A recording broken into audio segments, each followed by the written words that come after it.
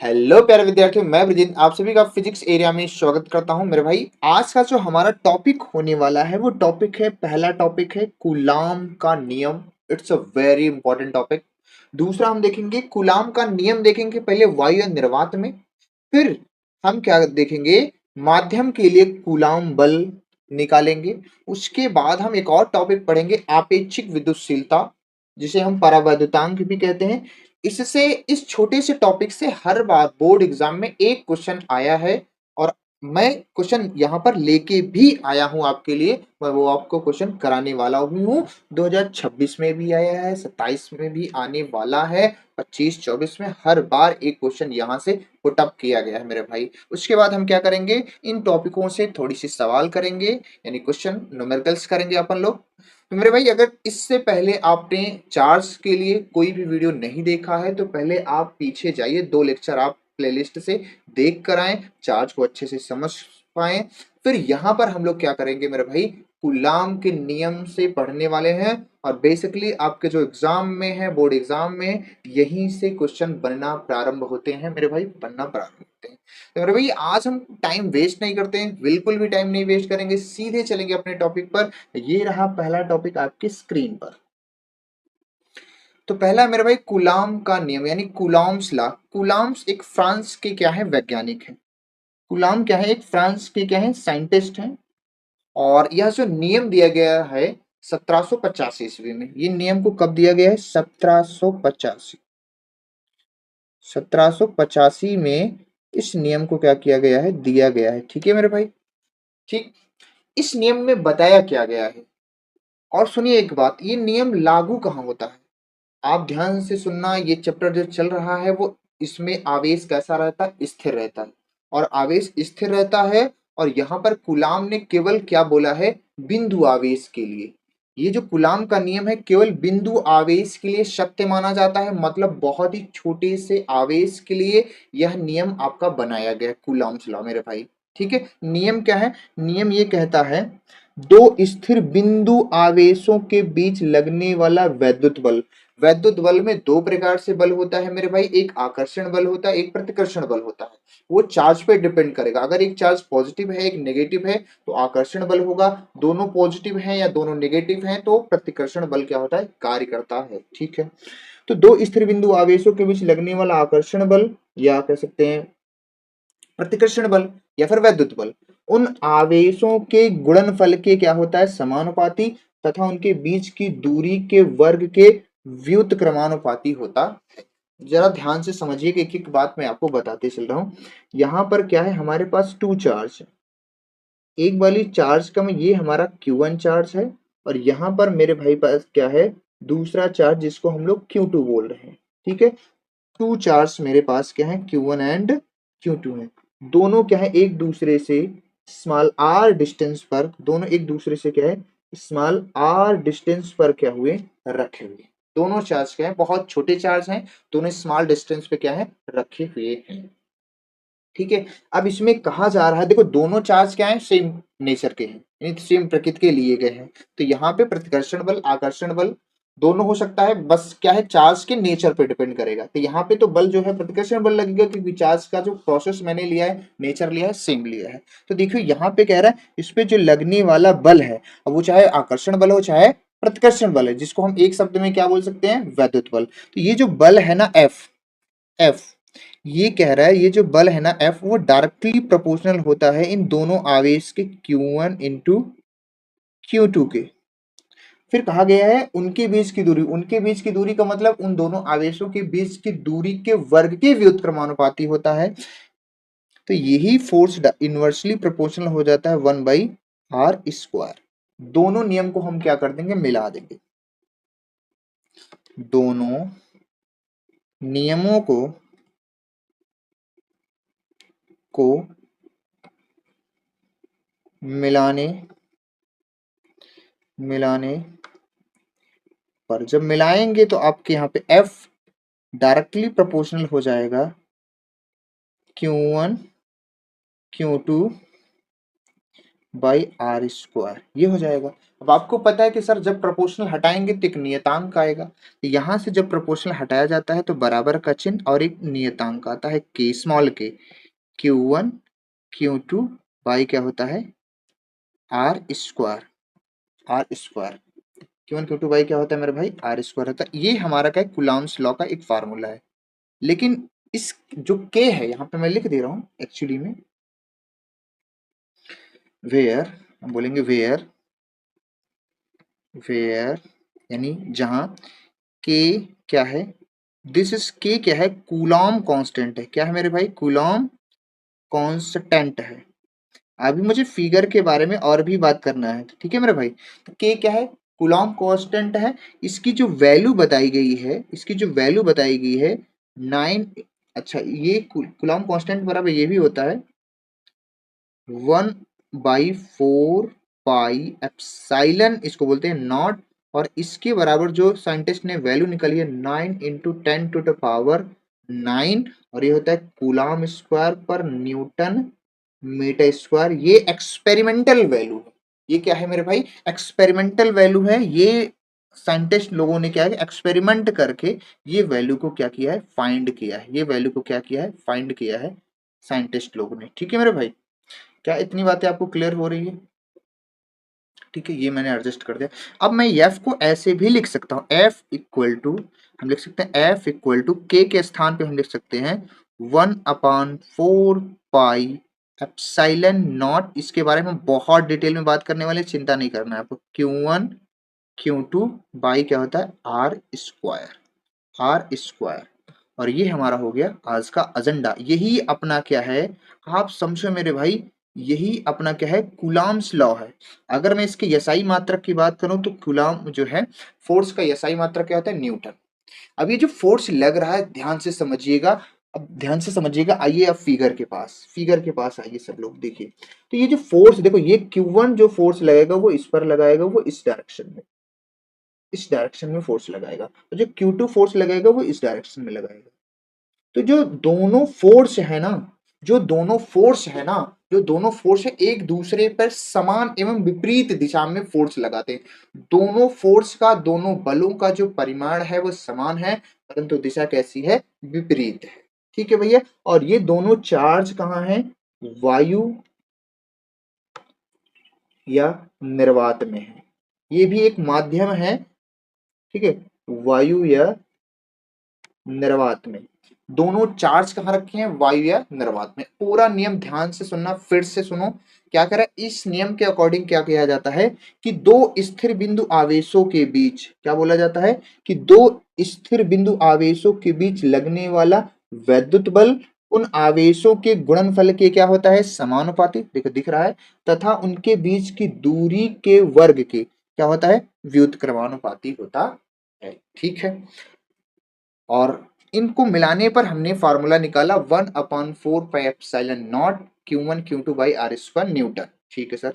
अब यहाँ पे एक लाइन और लिखिए, बल दोनों आवेशों को मिलाने वाली रेखा के अनुदिश ही लगता है।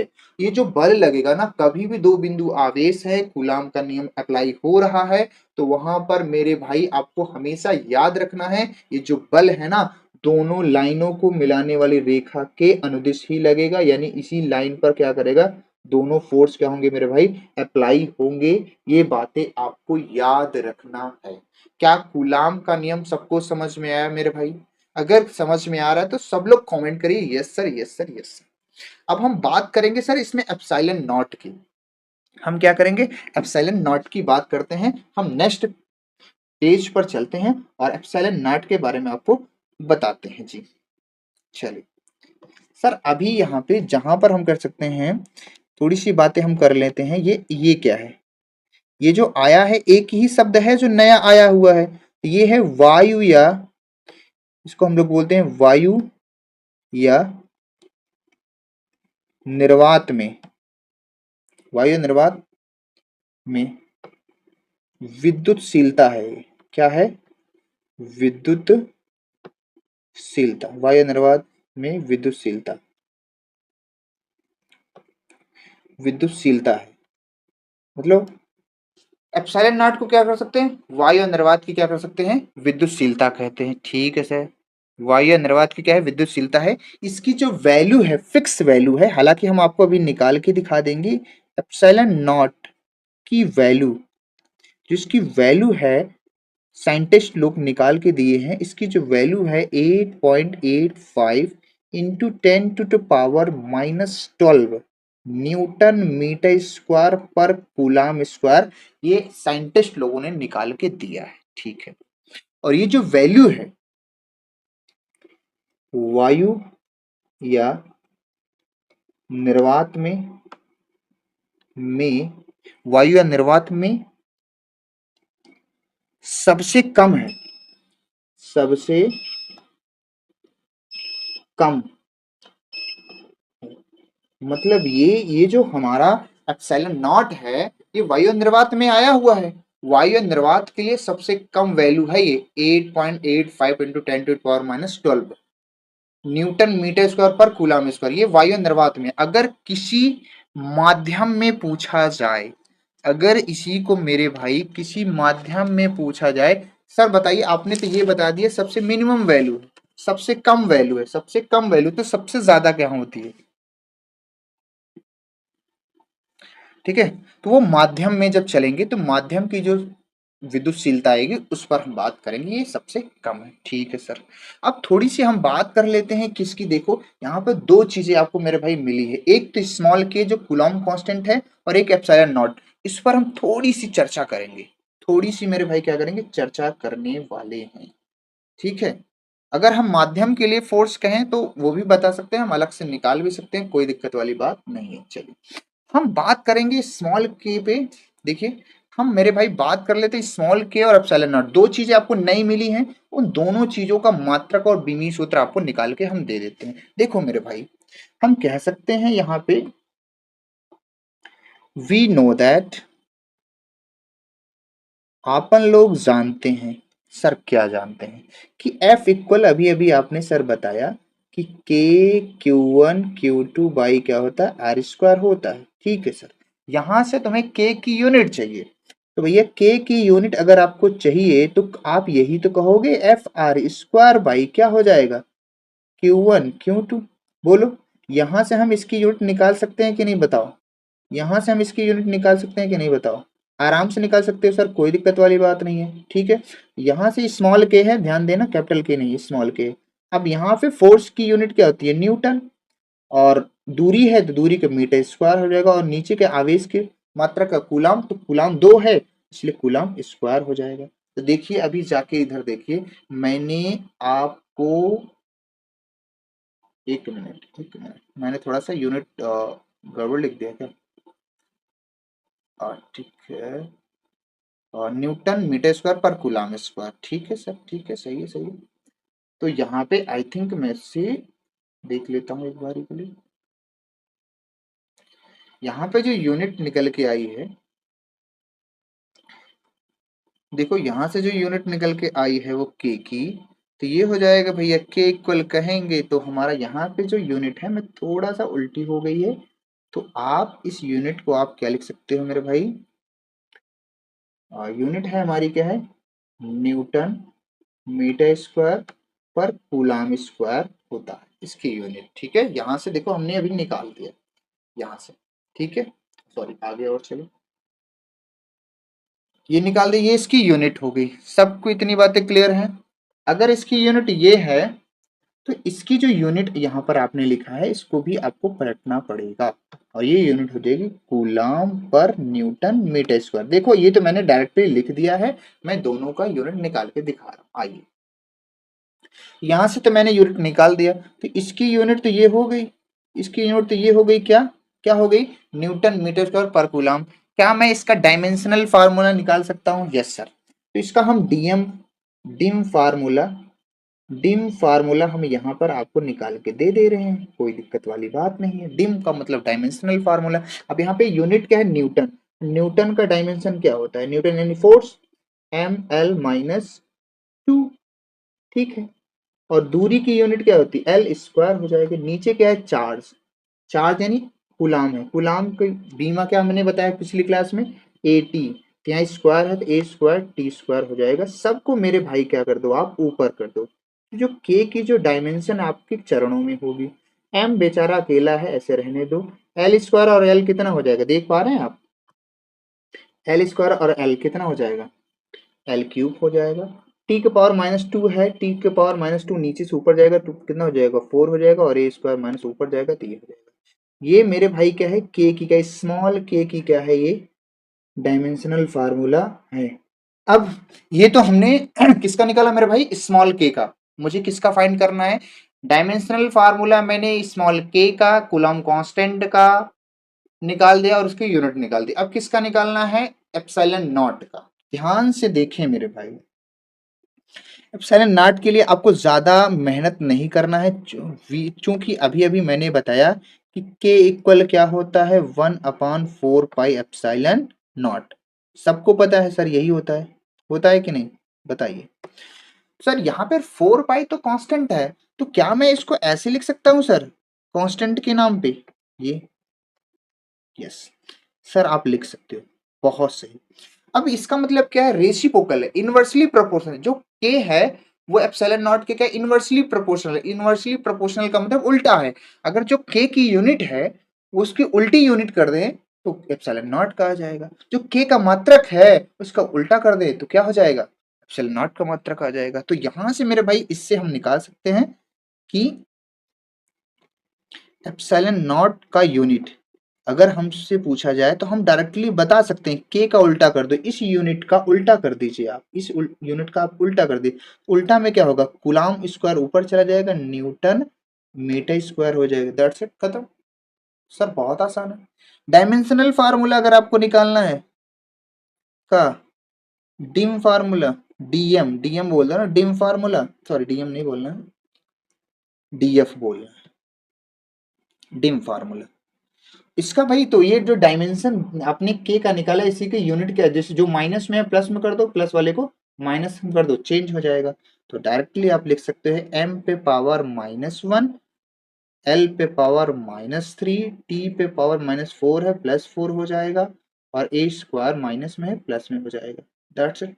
ये इसका डायमेंशनल फार्मूला हो गया। एक नंबर आपका यहां से मेरे भाई क्लियर होता है, ठीक है मेरे भाई, यहां से क्लियर होता है। ये इसका भैया यसाई मात्रक है, ये इसका क्या है, यसाई मात्रक, यसाई यूनिट है। कौन सी यूनिट है, यसाई यूनिट है। कौन सी यूनिट है मेरे भाई, यसाई यूनिट है। कौन सी यूनिट है, यसाई यूनिट है। ठीक है, क्या इतनी बातें सबको मेरे भाई क्लियर हो रही है, क्या इतनी बातें सबको क्लियर हो रही है? तो यसाई मात्रक इसका न्यूटन मीटर स्क्वायर पर कूलम।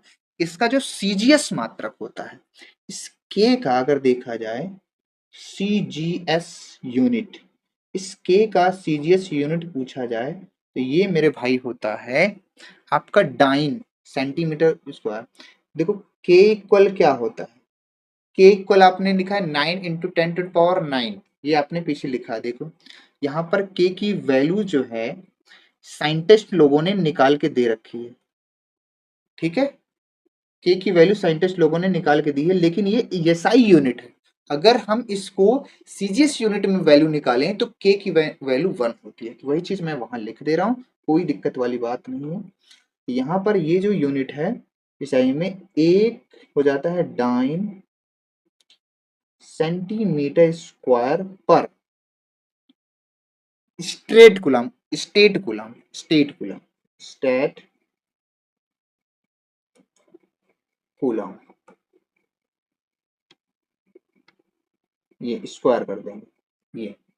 तो के की जो वैल्यू है 9 × 10⁻9 होती है, ये एसआई यूनिट है। सीजीएस में इसी की वैल्यू क्या हो जाती है मेरे भाई, क्या हो जाती है, 1 हो जाती है। आपको याद रखना। सर कैसे आपने फाइंड किया, अरे मेरे भाई कुछ नहीं, यहाँ पे न्यूटन को डाइन बदल दो, मीटर को सेंटीमीटर बदल दो, दैट्स इट, इसके इक्वल आपका आ जाएगा भैया, आ जाएगा आराम से। ये कोई दिक्कत वाली बात है, सिर्फ आपको याद रखना है, ये आपके मित्र वगैरह पूछ सकते हैं, ठीक है। चलिए, क्या इतनी बातें क्लियर हुई मेरे भाई? अगर इतनी बातें क्लियर हुई तो कमेंट में बोलो yes sir, yes sir, yes sir. मजा आ रहा है? अरे मजा आया कि नहीं आया? अरे आया कि नहीं आया? अरे छोटू